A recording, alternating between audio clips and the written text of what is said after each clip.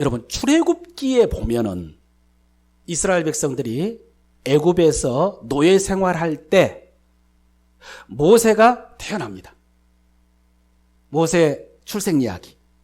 그리고 태어나가서 남자아이들은 다 죽이라고 하는 그 바로의 명령을 거역하고 숨겨서 기르다가 더 이상 숨기지 못할 때에 할 수 없이 갈대 상자에 담아서 나일강에 떠내려 보냈는데 애굽의 공주가 그것을 발견해가지고 애굽의 궁에 들어가서 공주의 아들로 자라다가 어느 날 자기 백성을 괴롭히는 애굽의 군인들을 죽임으로 발각이 돼서 광야로 도망을 갔고 거기서 십보라라는 여인을 만나서 결혼해서 장인의 양을 치면서 40년을 지냈고 나이 80이 되었을 때에 광야에서 그 떨기나무 가운데에 임하신 하나님으로부터 부르심을 받고 그래서 애굽에 돌아가서 10가지 재앙을 일으키고 그리고 마지막에 이스라엘 백성들을 이끌고 출애굽해서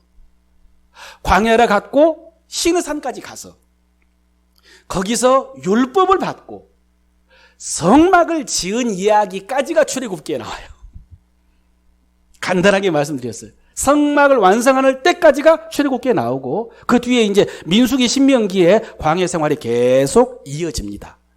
그리고 모세오경의 마지막 책이라는 그 신명기의 마지막 장 마지막 절 그 끝에 어떤 내용이 나오느냐 읽어볼게요. 신명기 34장 10절. 그 후에는 이스라엘에 모세와 같은 선지자가 일어나지 못하였나니 모세는 여호와께서 대면하여 아시던 자요. 모세가 이런 사람이었다는 거예요. 이렇게 모세는요, 이 출애굽 역사의 주인공이라고 할 수 있고 성경에서 가장 위대한 지도자다라고 할 수가 있어요. 그런데 여러분 질문합니다.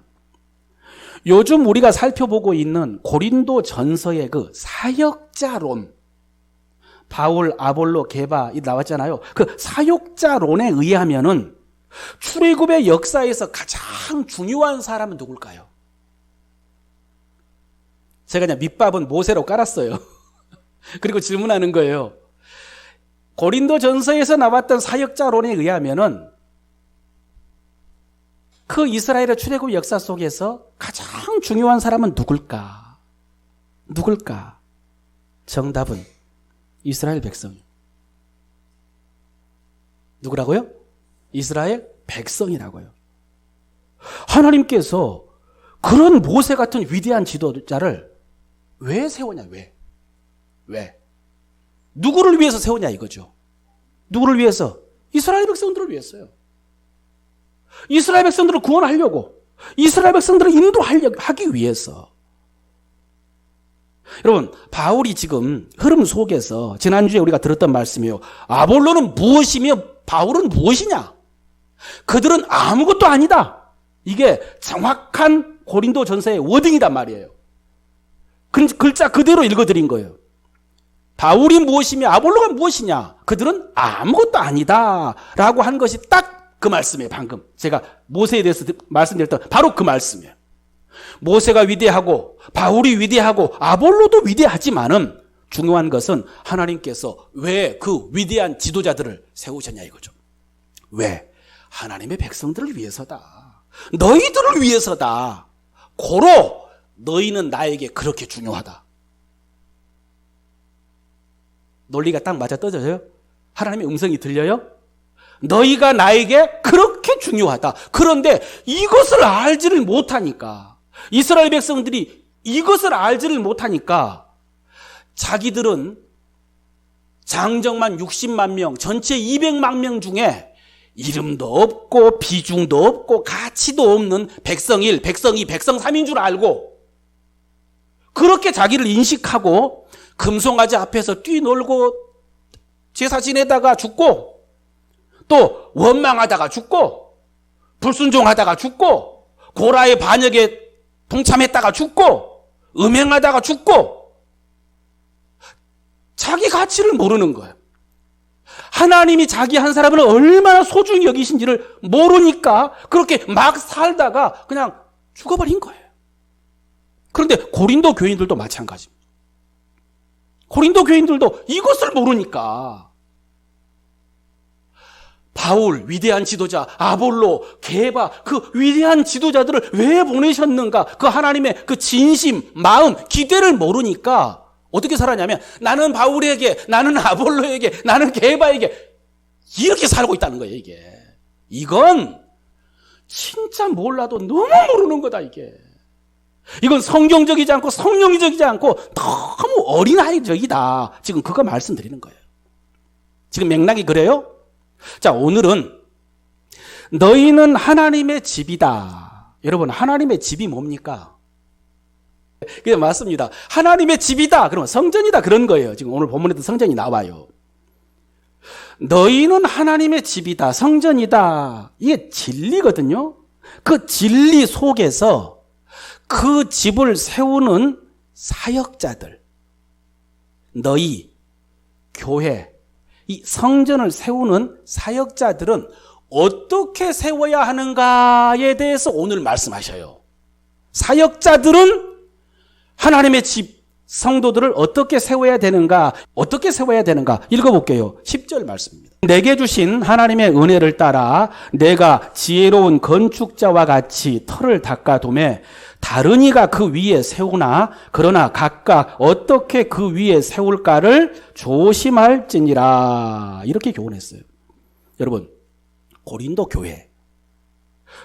교인들이 하나님의 집이고 성전이고 교회인데, 그런데 바울과 아볼로와 같은 사역자들은 그 집을 세우는 일꾼이라는 거죠.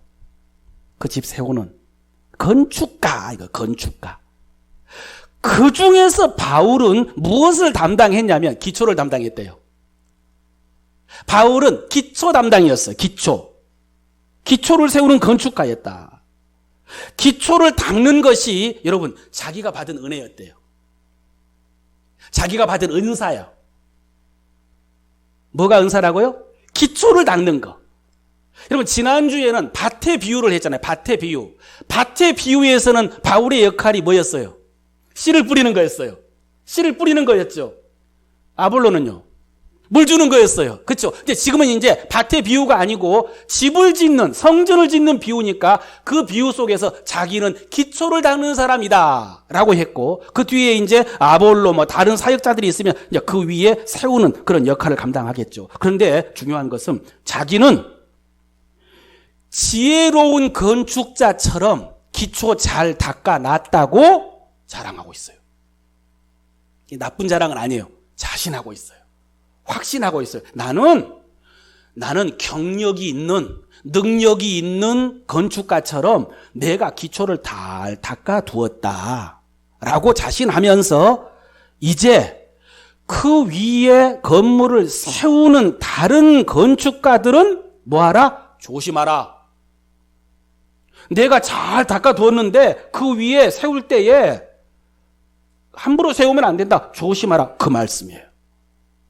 여러분, 자세히 말씀 안 드릴게요. 건축할 때의 기초가 얼마나 중요합니까? 기초. 그렇죠? 기초가 튼튼해야, 그래야 건물이 안정되게 세워질 수 있죠. 기울어지지 않고 꺼지지 않고. 그래서 여러분, 큰 아파트 같은 건물 아니면 그 단지를 지을 때는 그냥 땅 살짝 파가지고 콘크리트 부어서 기초하지 않잖아요. 땅을 다져야 돼요. 이제는 땅까지 다지면서 이제 그 위에 콘크리트로 기초를 한단 말이에요. 중요합니다. 왜? 기울어지거든요. 흔들릴 수도 있고. 그러면 안 되니까. 그런데 바울이 이 기초를 닦는 사람인데 지혜로운 건축가처럼 내가 기초를 잘 닦아 놓았다라고 말하는 것은 어떤 걸까요? 자기는 어떻게 기초를 잘 닦아놨다는 거예요? 말씀으로. 그렇죠. 말씀으로 잘 닦아놨겠죠. 구체적으로 볼게요. 11절 그 다음 절에 어떻게 기초를 잘 닦아놨는가? 시작. 이 닦아둔 것 외에 능히 다른 터를 닦아둘 자가 없으니 이 터는 곧 예수 그리스도다. 아시겠어요? 자기가 기초 잘 닦아놨다고 자신하는 게 뭔지? 나는 예수 그리스도 위에 기초 세워놨다 이거야.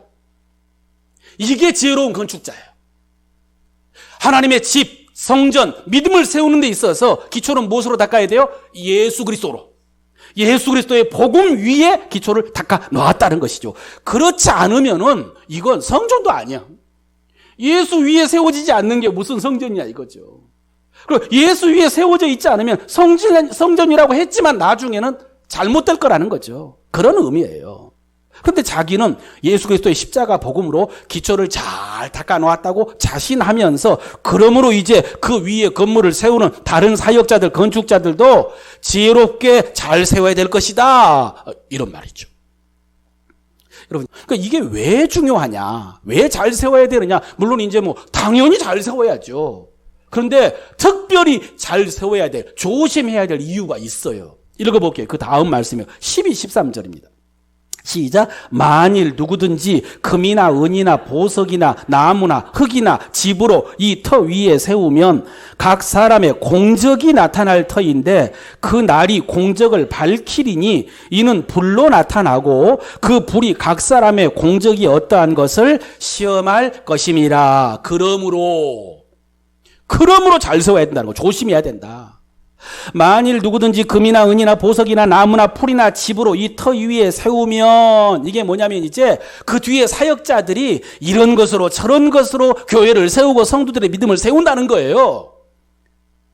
오늘날로 말하면 이제 목사님들이 이런 신학으로 이런 어떤 철학으로 이런 목회 방법으로 프로그램으로 행사하면서 이제 교회를 세우는 거죠. 성도들의 믿음을 세우는 것이죠. 나름대로 설교도 하고요. 그죠? 다양하게 가르치면서 목회를 하는 거. 이게 이제 세우는 거예요. 세우는 거예요. 그런 지도자들, 사역자들, 목회자들 뿐만 아니라 사실은 뒤에 다시 나옵니다만 여러분도 여러분의 믿음을 세우고 있는 거예요. 여러분도 교회를 세우고 있는 거예요. 성도들도 마찬가지죠. 여러분, 성도들도요. 지난주에 말씀드린 것처럼 목회자의 책임이 가장 크지만 그러나 성도들도 선택하잖아요. 선택하죠. 판단하고 추구하기도 하고 그렇잖아요.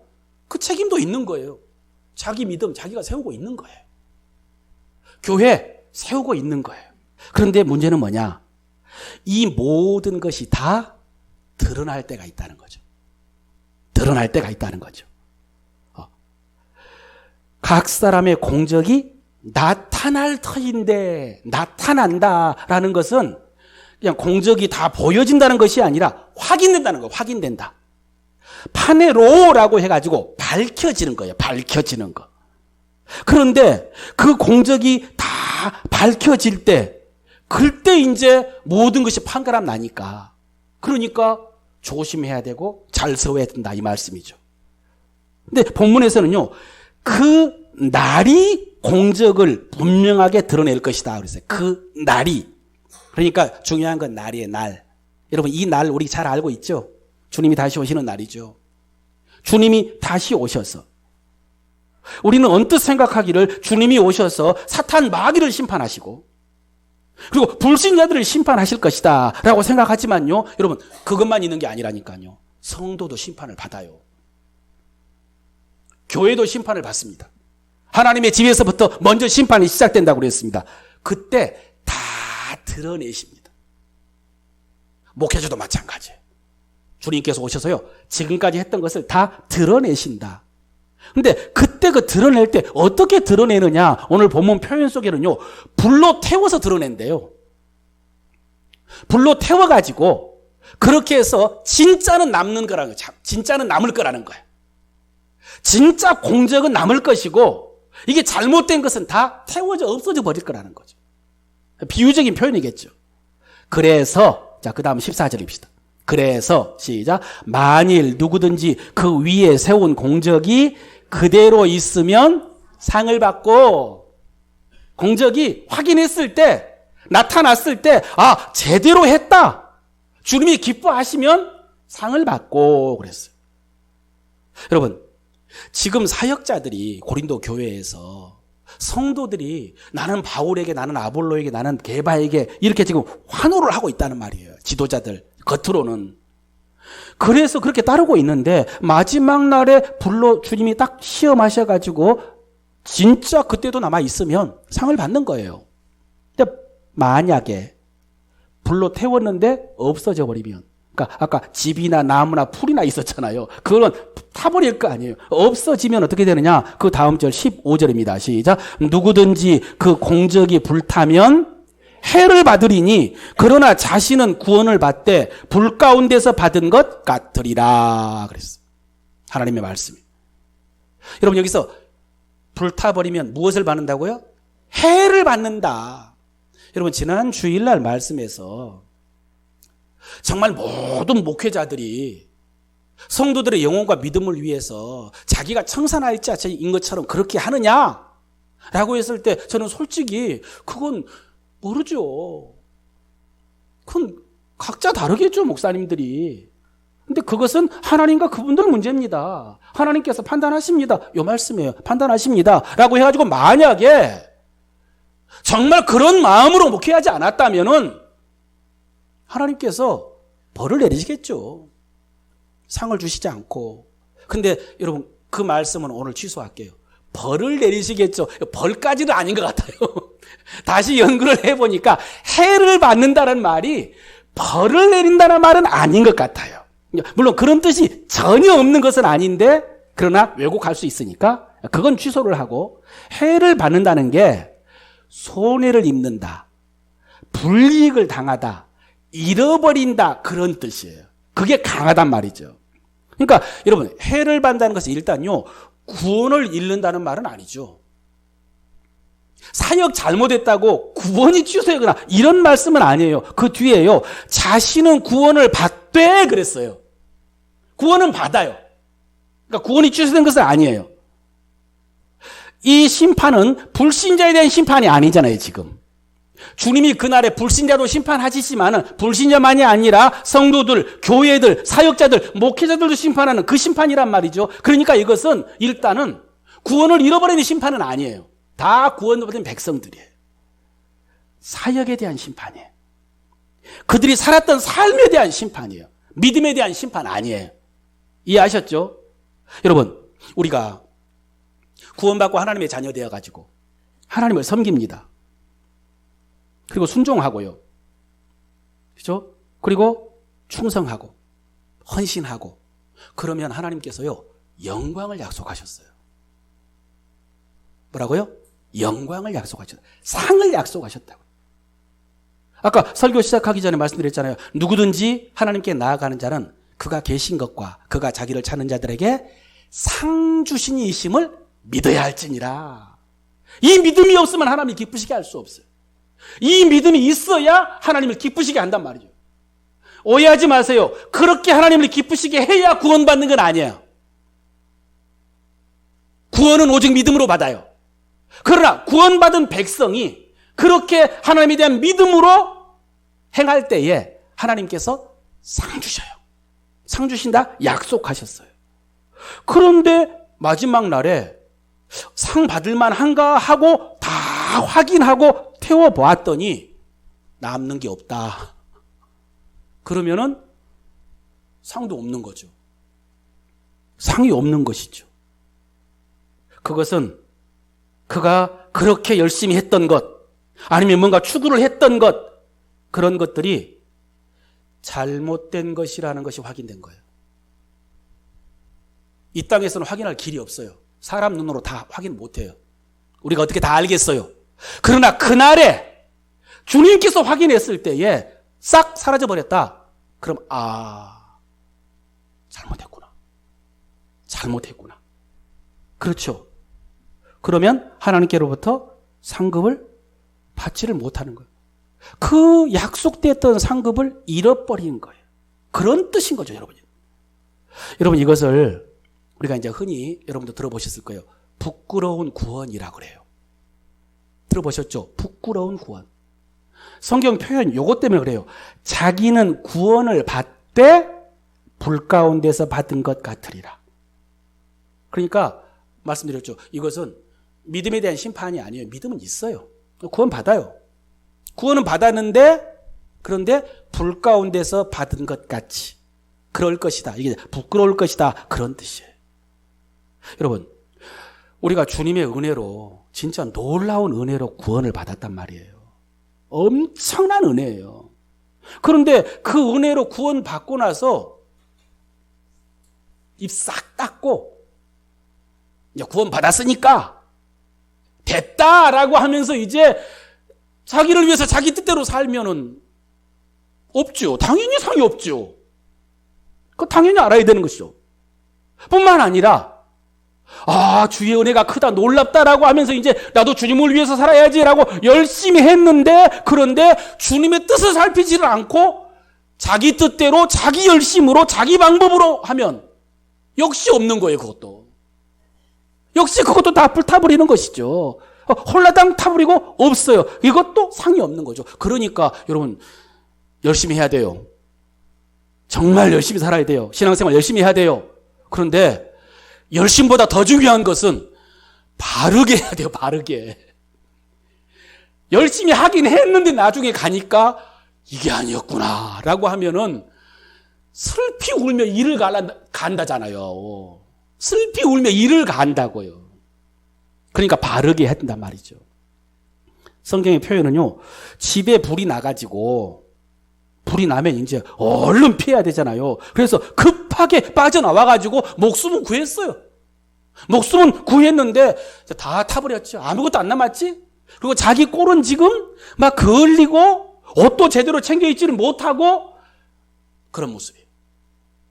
그러니까 다 없어져 버렸지.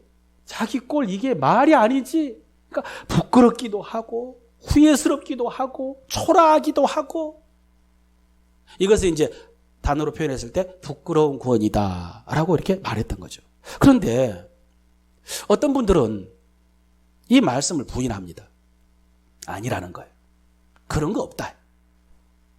오직 믿음으로 구원받아가지고 하나님의 자녀가 되었는데 근데 하나님의 자녀가 나중에 부끄럽다?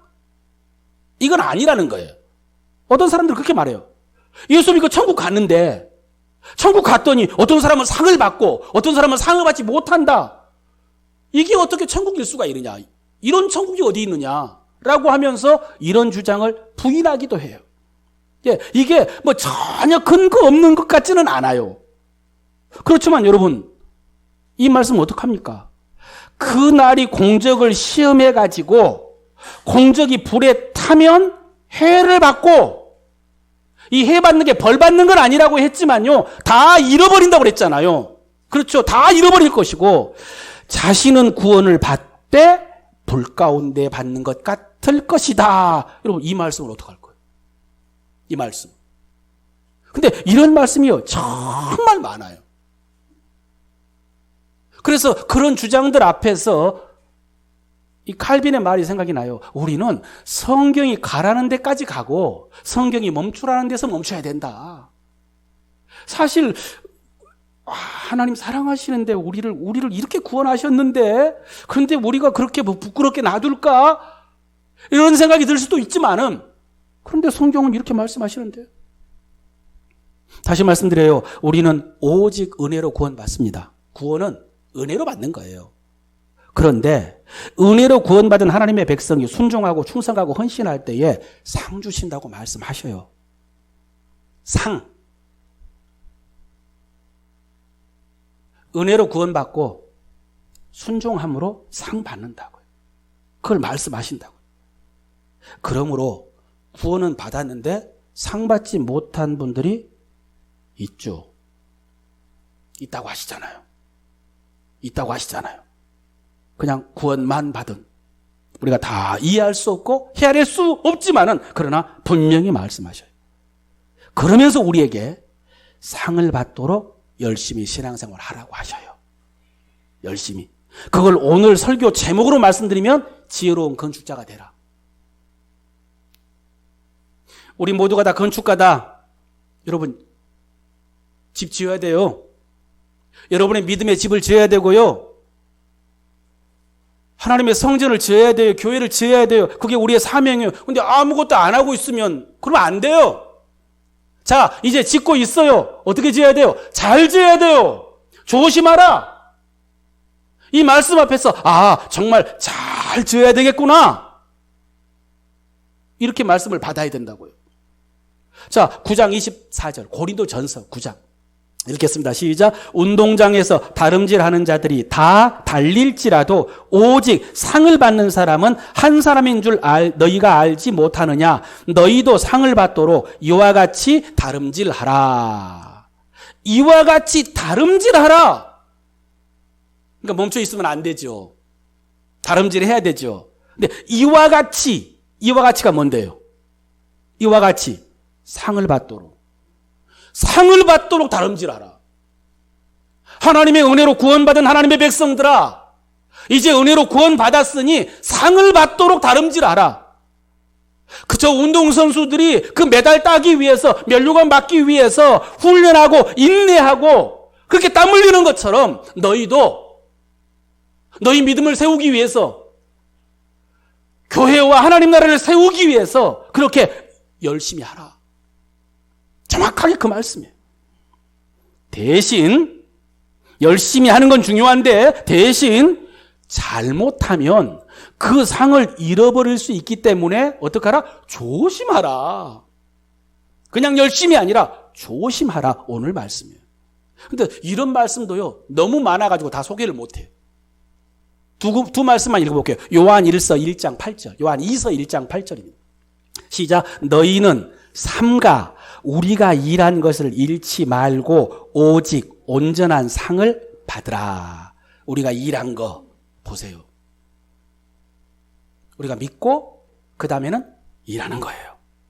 순종하는 거예요. 충성하고 헌신하는 거예요. 우리가 일한 거. 그럼 그 일한 것에 뭐가 있어요? 상이 있어요. 근데 그러기 위해서 어떻게 하라는 거예요? 삼가. 조심해야 돼요. 본문 속에서는요, 지금까지 열심히 잘 믿었는데, 열심히 일했는데, 그런데 엉뚱한 사람 따라가는 거예요. 이제 거짓 그리스도를 따라가는 거예요. 이단들 따라가는 거예요. 그러지 않도록 조심하라. 그런 말씀이고, 요한계시록 3장 11절 말씀. 시작. 내가 속히 오리니 네가 가진 것을 굳게 잡아 아무도 네 면류관을 빼앗지 못하게 하라. 이 말도 똑같아요. 여러분, 빌라델비아 교회가요, 진짜 작은 능력을 가지고도 배신하지 않고 충성했대요. 그래서 면류관이 예비되었어요. 하나님이 열면 닫을 자가 없고 하나님이 닫으면 열 자가 없는 그 문, 그 기회의 문을 열어주셨대요. 그게 약속이에요. 하나님께서 그렇게 말씀하셨어요. 그런데 조금 참지를 못해가지고, 인내해야 되는데 인내하지를 못해가지고 그것을 잃어버리지, 빼앗기지 않도록 굳게 잡아라. 좀 더 인내해라. 그런 말씀이죠. 경계하는 거죠. 사랑하는 성도 여러분, 오늘 전체 말씀의 주제가 사역자들에 대한 교훈이었어요. 그러니까 사역자들은 조심할지라 라고 하면서 사역자들에 대한 말씀이지만, 그렇다고 우리가 남에 대한 말씀처럼 구경만 할 수는 없잖아요.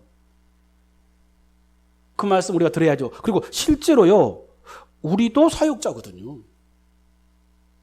그 사역자들은 교회 전체를 책임지고 있는 건축하는 사람이지만은 우리는 또 그 안에서 건축하고 있는 건축가란 말이에요.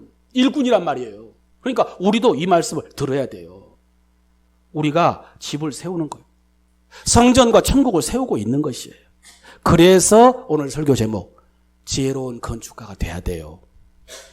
지혜로운 건축가. 먼저 건축가가 되라. 그 앞에 지혜로운 건축가가 되라. 그리고 오늘 이 고린도전서, 이 집의 비유, 하나님의 집의 비유가 아닌데 사실은 어떤 이 말씀뿐만 아니라 성경에는요, 우리를 건축가로 교훈하는 말씀이 굉장히 많습니다. 저 앞에서부터 아까 우리가 예배 중간에 찬송 불렀잖아요. 잘 짓고 잘 짓세 우리 집 잘 짓세. 주님도 말씀하셨어요. 우리도 집 짓는 사람이라고. 비유였죠, 그때는.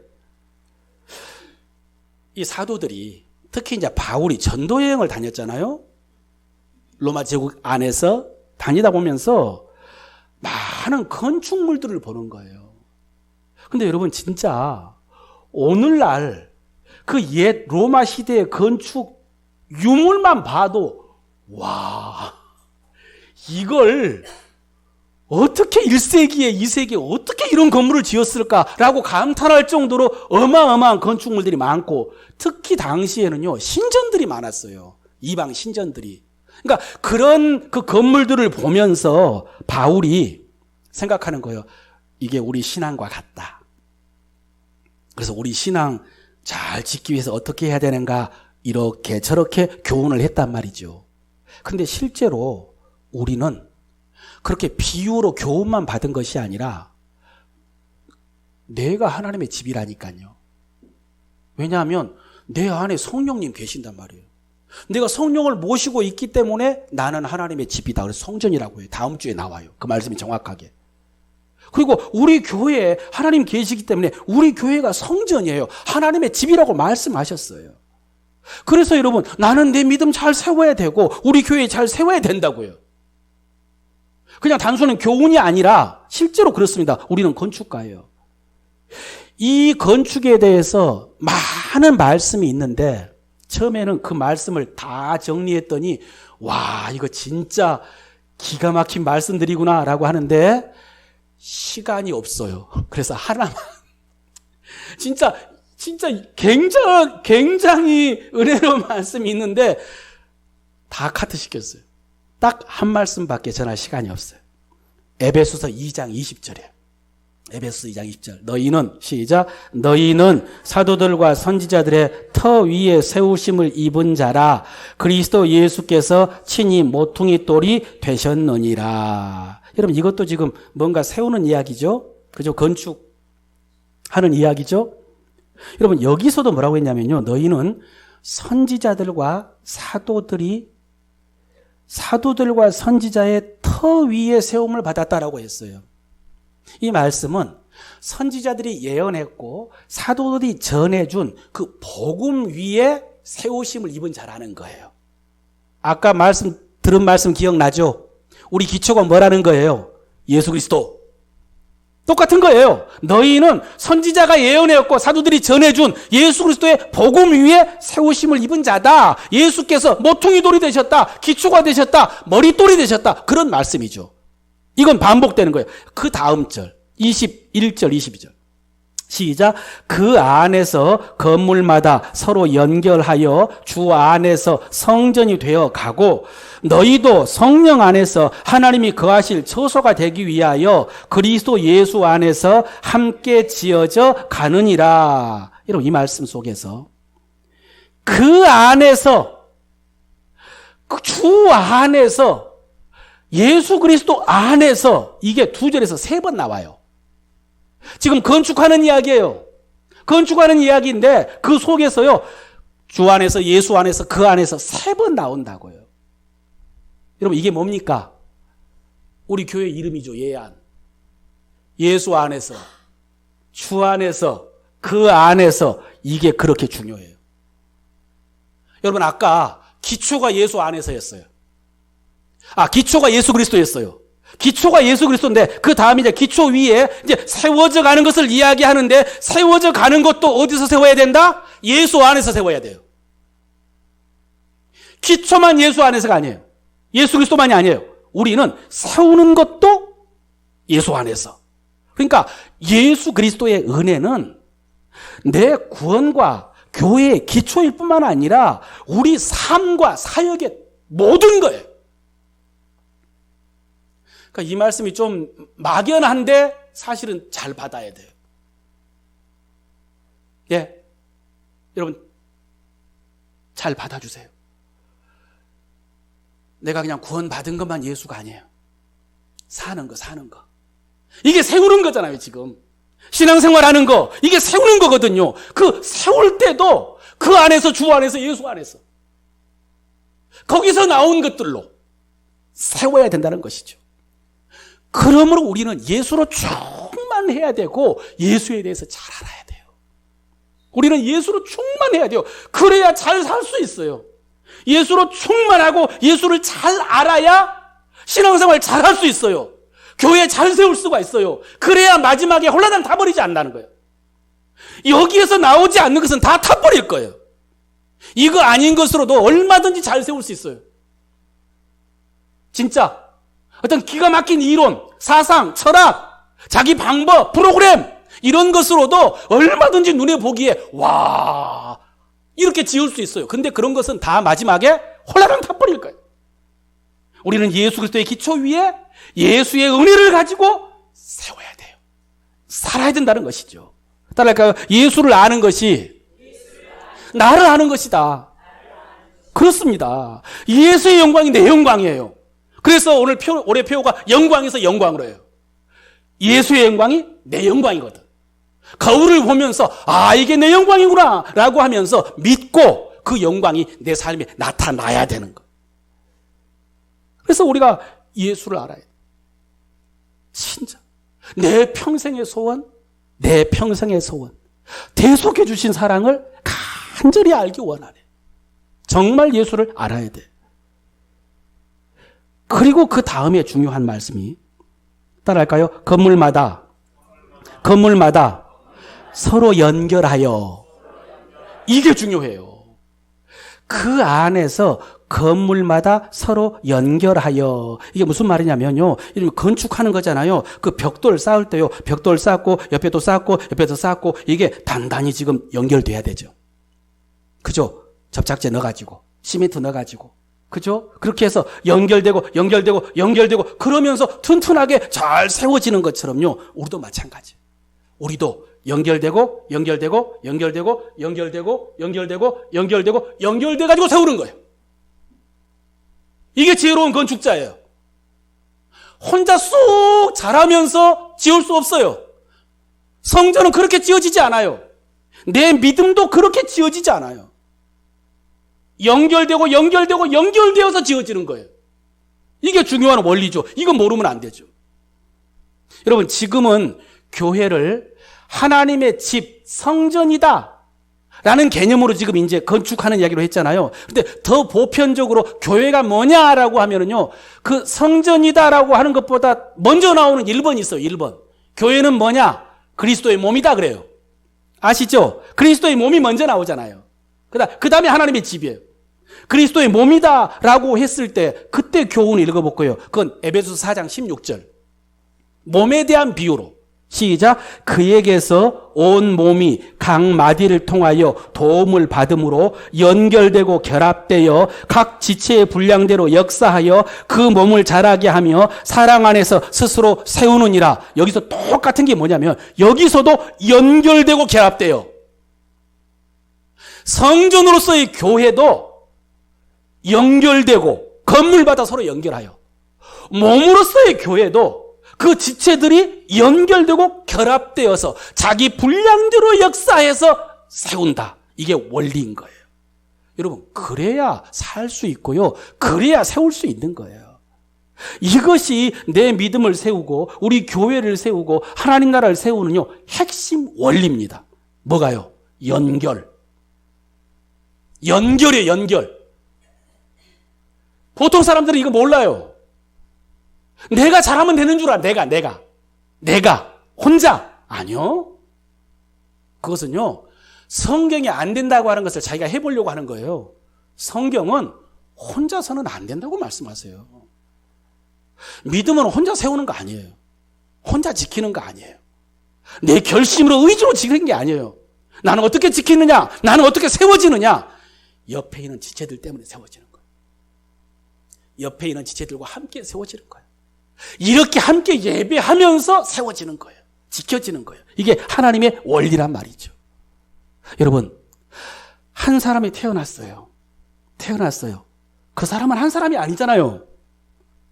여러분, 그냥 생명체입니까? 그냥 한 사람입니까? 아니죠. 그가 태어나는 순간 가족이 되는 거예요. 가족으로 태어나는 것이죠. 태어났더니 나는 세상에 던져준 줄 알았는데 엄마가 계시고 아빠가 계시는 거야. 나중에 보니까 형제도 있는 거야. 여러분, 사람은요, 가정 속에서 태어나는 것이고요, 가정 속에서 자라는 거예요. 우리도 마찬가지예요. 나 혼자 예수 믿고 구원받았다? 잘못 알고 있는 거예요. 교회 속에서, 교회의 가족으로 지체로 부름받아가지고 거기서 살고 거기서 자라고 거기서 사역하고 그래서 영광 받는 것입니다.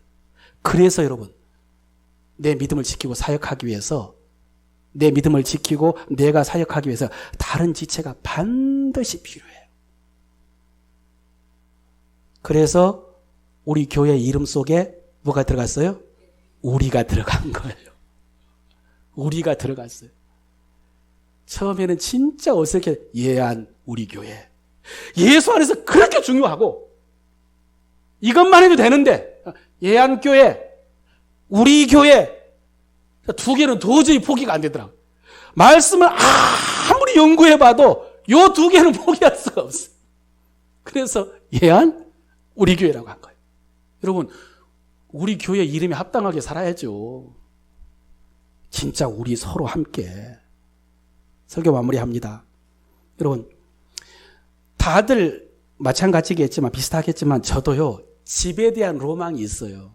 모든 사람이 다 그렇죠. 여러분, 집이 얼마나 중요합니까? 저는 어떤 집에 대한 로망이 있느냐? 물론 뭐 좀 넓고 또 아름답고 또 아늑한, 뭐 단열이 잘 돼야 되겠죠. 예, 뭐 그런 것도 중요한데 저에게는 무엇보다도요, 전경이 중요해요. 전경. 멀리 산이 되었든 들이 되었든 바다가 되었든 그 멀리 좀 볼 수 있는, 그래서 저에게는 창이 중요하거든요. 통창.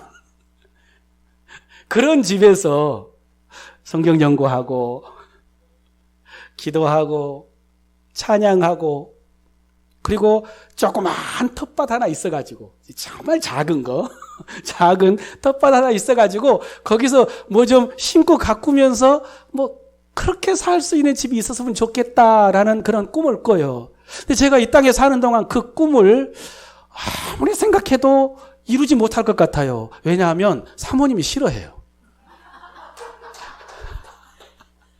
형편이 안 되는 건 둘째치고 저랑 같이 사는 사모님은 그런 거 싫어해요. 그래서 어떻게 해야 되나. 근데 고민은 안 해요.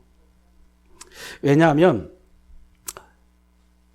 그 집이 하늘에 예비되어 있거든요. 저에게는 그런 믿음이 분명하게 있어요. 이 세상에서 그거 내가 얻지 못하고 짓지 못하고 그리고 살지 못한다 할지라도 하늘에 예비되어 있어요. 실제로 여러분, 히브리서 11장에 보면은 믿음의 조상들 얘기가 쭉 나오잖아요. 그때 믿음의 조상들이 다들 어디에 거했다라고 했냐면, 어떤 집에 거했다고 했냐면요, 장막에 거했대요.